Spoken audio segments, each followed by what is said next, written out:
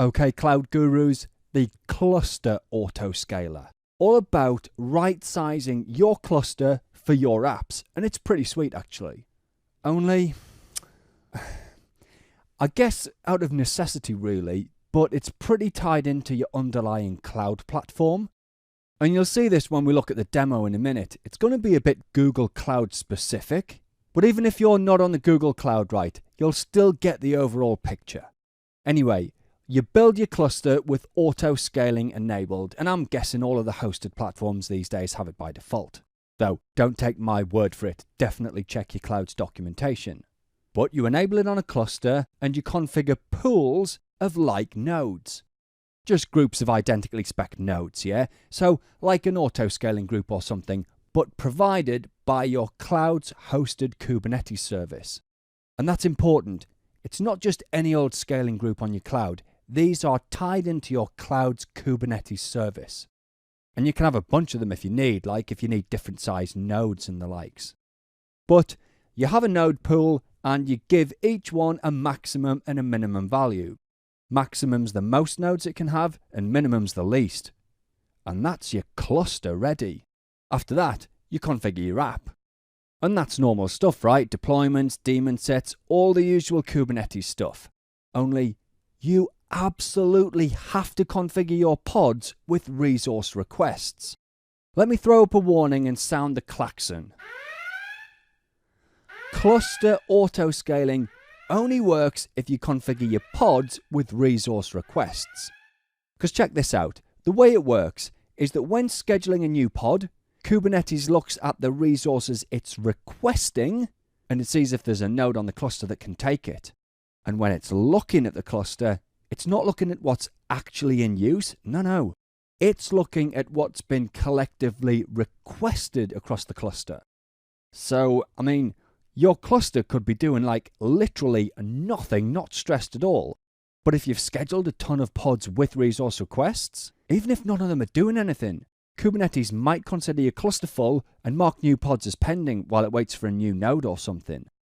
Now, in reality, it's going to be an HPA that triggers the new pods. And HPAs are different. They do work on actual observed metrics.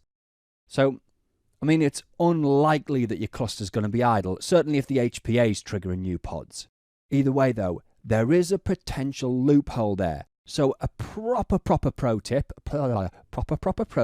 try saying that, eh? Well, it's a pro tip to schedule all of your pods with resource requests. And a similar gotcha, right? If you don't schedule your pods with resource requests and your cluster's being ran into the ground, tough luck. No resource requests, no scaly.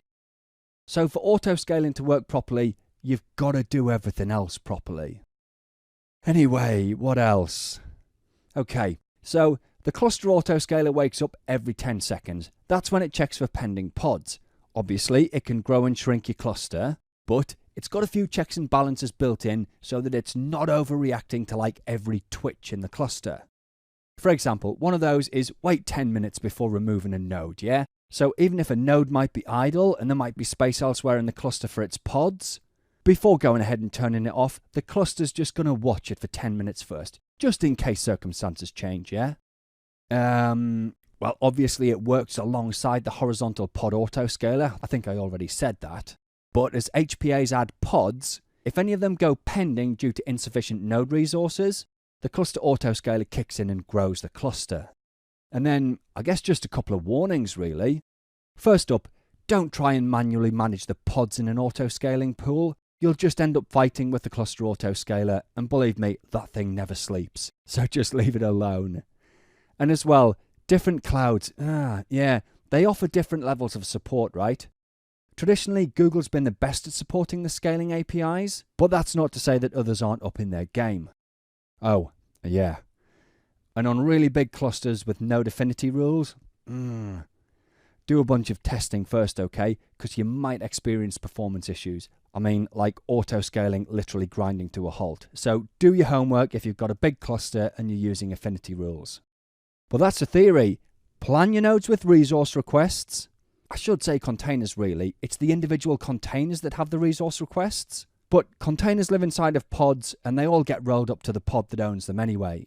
But if you're doing that right, resource requests, and you've got auto-scaling enabled on the cluster, things are going to dynamically scale with the needs of your app. Bingo. Well, let's see it in action.